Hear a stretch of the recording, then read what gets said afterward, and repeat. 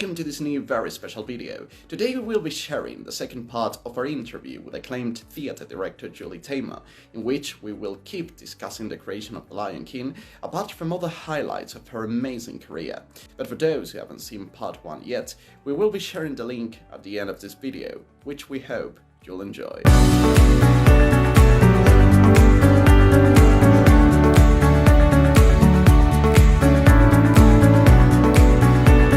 So, The Lion King was already successful during the tryouts, which is something sometimes unheard of, because during tryouts you're changing things all the time. That's the way that musical theatre and the theatre works. But my question would be, even though it was successful from the very beginning, did you feel that there were some creative problems that you had to struggle with during the road to Broadway until you had the final version, or was it sort of a final product from the very beginning? No, not from the beginning. During our out-of-town tryout, we couldn't change the scenery fast enough to get to the Stampede. Mm-hmm. So during those performances, our producers would get up on stage right before the Stampede and they say, "All right, everybody," and they bring the house lights up and they'd say, "You're in previews, you're in an out-of-town tryout. Aren't you the lucky ones? You're watching our process. So if you would sit here and just stay in your seats for 10 minutes, we have to change the scenery back there. And over the next week or 2 weeks, we're going to have to write. We're going to have to fix this, and we're going to have to write new scenes." And so the audience was completely generous and fun, and they clapped when the scene opened and you saw the Stampede. But we then ended up writing the scene in one, meaning in the front, the closest to the audience, the scene where Mufasa and Zazu have this heart-to-heart about, about how to control Simba, and it ended up being what's a great expression about that?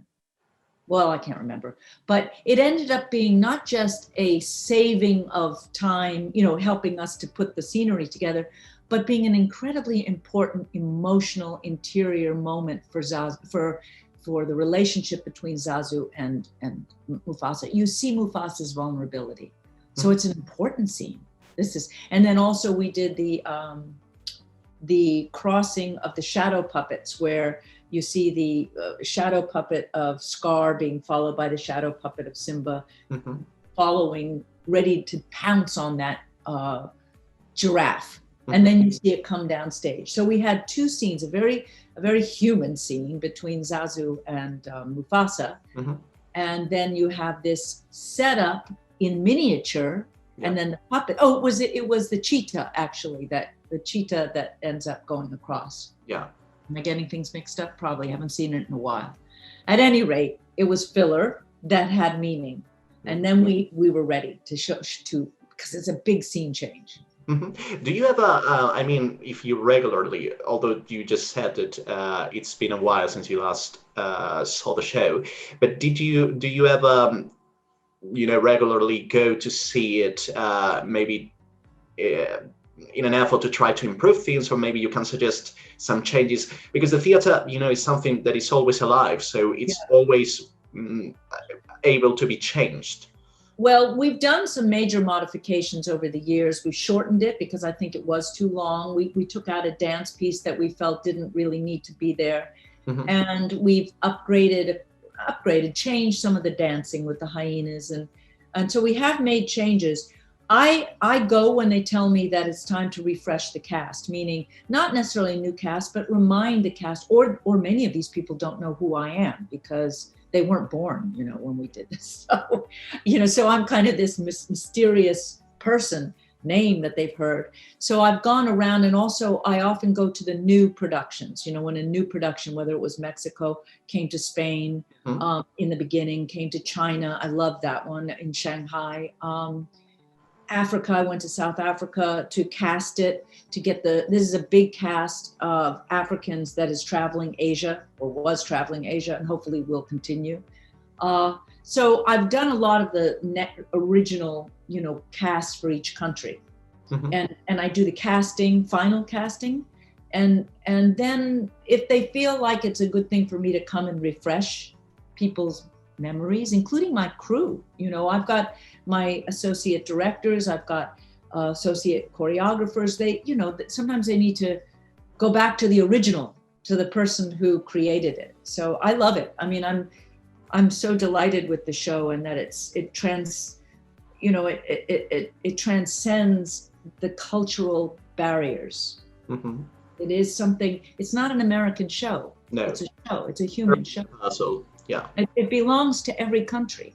You know, it belongs wherever it is. It's made its own, and of course we adapt the humor in every country. You have flamenco, I think, in. For example, yeah. And Timon Lucian, he speaks. We had Peking opera in Shanghai. We, you know, Peking opera moments, and monkey. I added monkey to the Chinese version because monkey is the most important character, and there are no monkeys. Oh, so I added the monkey trickster into I Can't Wait to Be King. Oh. And I designed a new costume, and it was Peking opera makeup with kind of an African Chinese combo. an acrobat, but only in China. Yeah, very nice. Did you, I remember 1 year ago when I was interviewing Tim Rice about the show, and I was asking him if he, some way, of course, you cannot expect 20 years, 25 years, a 25-year run, because that would be crazy. But I was wondering if you, in your case, because Tim did not imagine it, did you expect that it could be sort of a Broadway hit? Maybe not with a 25-year run, but maybe you thought, well, this is, as you said, it's something very transcendent, it's very universal. So maybe we can have a 5-year run. It has the potential to become very successful. Did you expect it in some way? No, not at all.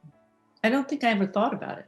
Okay. Because the kind of theater I've done has always been 3-month runs, opera, 10 performances, 2 performances. You know, I don't think in terms of hits and that sort of thing. You just want it to be entertaining and moving. And I think when we were rehearsing in the beginning, the first one, and we had 5 different rehearsal rooms in New York City, and I had the main one, and then I'd move to the dance room, and then I'd move to the music room, and then I'd move to the puppet, workshop where people were learning how to manipulate puppets. And then I come and I keep watching.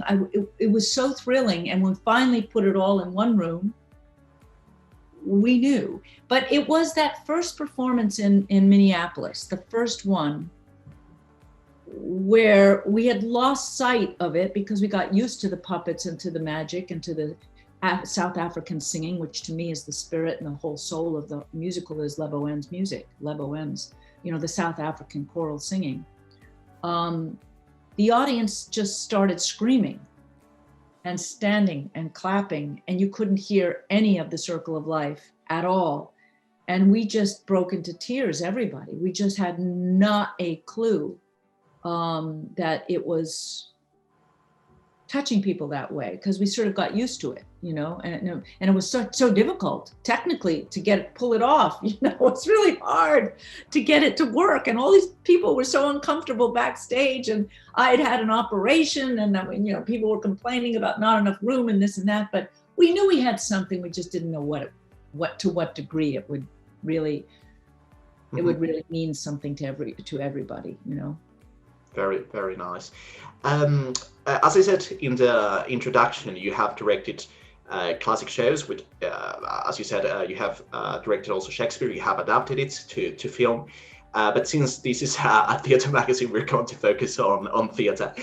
So between, classic plays, Broadway shows, which you have directed a couple of them at least, and also opera, which do you think is the most challenging to you as a director? I mean, which of those theater forms? Yeah.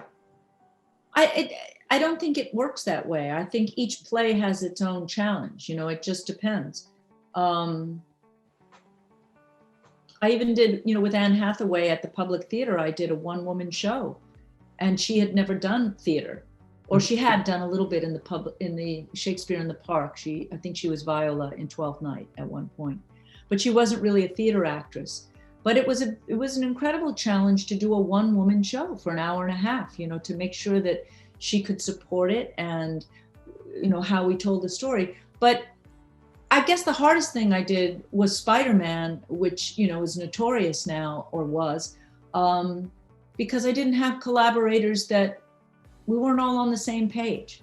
So the most difficult thing is when you don't have support, when your producers or your designers, or, you know, or you don't have the cast. That's when it's hard. It's hard when your buddies, your collaborators aren't all together. I mean, I did the last Broadway show, I was M. Butterfly, that I did with Clive Owen, and I loved it. It was a new version that David Henry Hwang wrote. I had marvelous producers who were tremendously supportive. And there was one very bad technical mishap, which was the height of the stage. Literally, it was too high so that the people in the front rows, and you get into a really scary, expensive situation where you say, guys, something technically was not done properly, sight lines. I'm afraid you're going to have to lower it. And they did, you know, because they believed in it, because they understood it. And it was sad that it cost the money and all of that, but you've got to assume that your first 10 rows should be able to see below the knee, you know? So, you know, I think that my worst experience in a production that I thought was on its way to being incredible, but we never got to finish it, was Spider-Man. And that was because technically we just could not pull off the scene changes. And it was badly designed technically that way. It was stunning to look at, but we couldn't do it. And we had to keep writing new scenes. You know, and that just made the play fall apart. And also our composer and lyricists were halfway around the world, and you're making a new musical, you need them there. And they weren't there. So I haven't talked about it, but you asked what is the most challenging. It's challenging when everybody's not together on the same page, meaning we're after. And when people are afraid to take the risk and stick by the risk. You know, Disney was taking a huge risk with me, with puppets, they believed in it. There were some people in Disney, other parts, that did not believe in it, but Schumacher and Schneider, the two producers, totally did. And Michael Eisner, who was the head of Disney, said the bigger the risk, the bigger the payoff. That was when he saw, because I did some experimental things to show various versions, and it was very exciting to work with that kind of support. So I had nothing but a great experience on The Lion King. And of course, it was probably the most challenging for everybody. How are we going to do this, you know?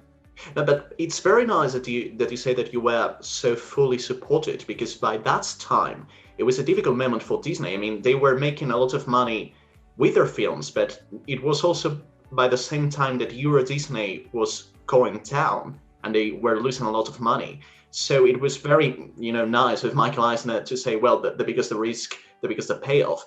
And very interesting what you mentioned about Spider-Man, about how important it is to feel supported, to be supported, and that the whole theater team works precisely as that, as a team. Yeah, no, it didn't, because it took too long to put it up. We had a major financial, first of all, I went through 3 sets of producers, 3. So the original producer died. The second one wasn't a producer, and the third ones weren't producers. They were money people, and they were terrified. They had too many people chirping. And, you know, you have big stars, you've got Marvel, you know, it was just, you had to really, really solidly be together to make it through Ben Brantley and the critics. You know, they were waiting for it to fail. You know, it's hard. You know, when people are very successful, they love to, you know, sort of. I think it was Stephen Schwartz, the composer, that said, now that you mentioned the critics, that every time that someone brings something new to Broadway, the rest of the community, it seems that they are wanting him to fail. Do you feel that regarding Broadway? I don't know. I'm not really a Broadway. I've done a few things, but I don't, for me, everything is about what's the project, not where it is, you know, not Broadway. I really don't know if there's one zeitgeist or one way of thinking. I think that there was, when Disney came, there was resentment that Disney came, you know, and we were lucky that our show was able to go. There was no internet. Remember that. There was no Twitters and Facebook. It was none of that. When we went out of town, we were out of town. That doesn't exist anymore. Yeah. So Spider-Man couldn't go out of town because we had to do all the rigging for flying and it would be too expensive. So we were there making our mistakes or finding our way in front of people. Yeah. Now, when Cirque du Soleil would do their $400 million, I mean, for Christ's sake, they spend way like 10 times more amount of money.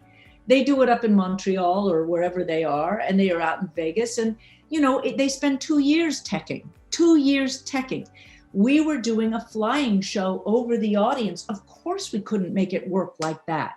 So when a flyer will get stuck and, the accidents are a whole nother story. And there have been way worse accidents in Disney that people don't talk about, way worse.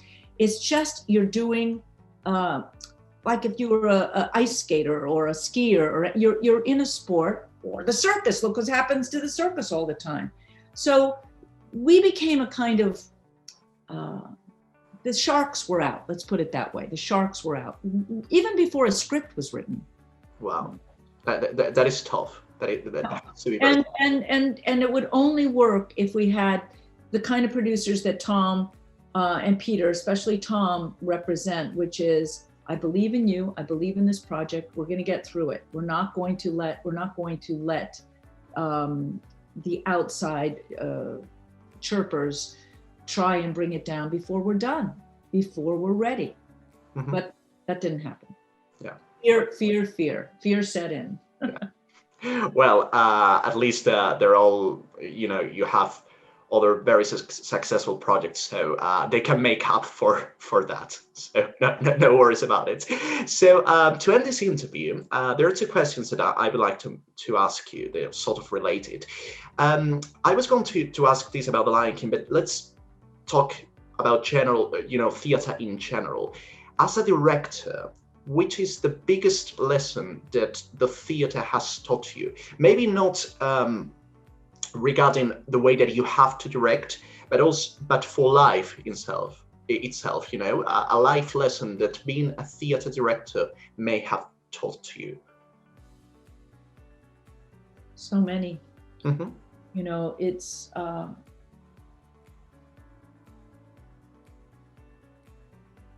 well, I really feel that I think I've used one of my sort of expressions that I've come to by being in this theater world is that I want to take people to places they didn't know they wanted to go.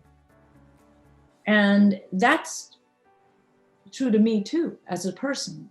I don't really want to repeat myself. I don't really want to feel safe. And by safe, I don't mean like, danger in the theater. I mean, I want to tell a story that's going to take me someplace, and the experience of that is going to open up a world that I didn't even know existed. And that happened with The Lion King. I mean, it's like, did I know it would work? No. If you see The Glorias, my film that's out now, I don't know if it's on television, I don't know how, but it opened in Spain. I did an interview for it, so I know it opened in Spain.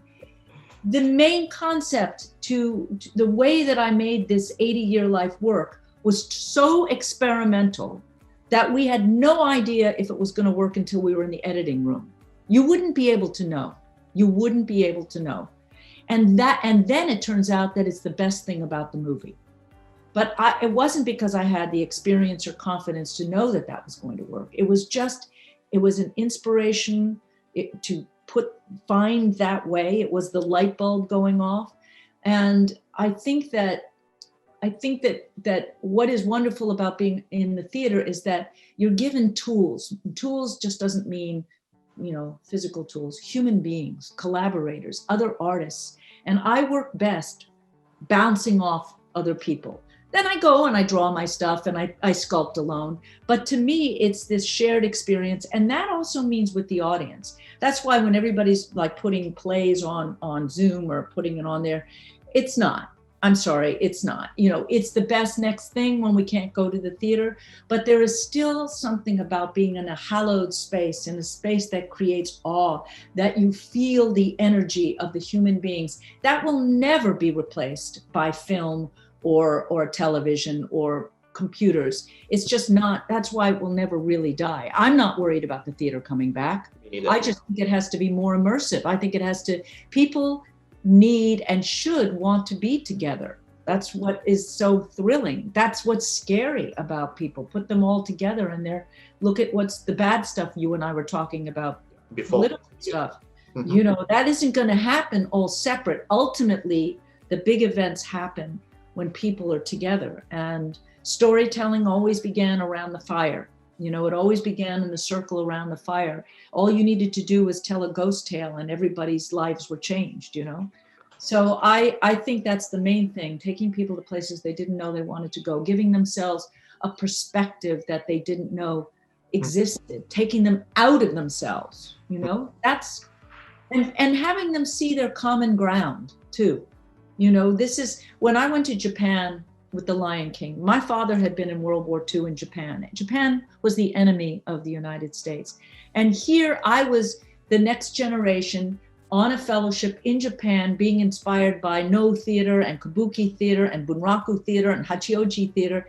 And I then, those inspirations come into The Lion King, and I go back to Japan and put it on with the best masked performers, because it's their tradition, the best puppeteers, because it's a sophisticated art form in Japan. Mm-hmm. That's the circle of life. There's the complete circle.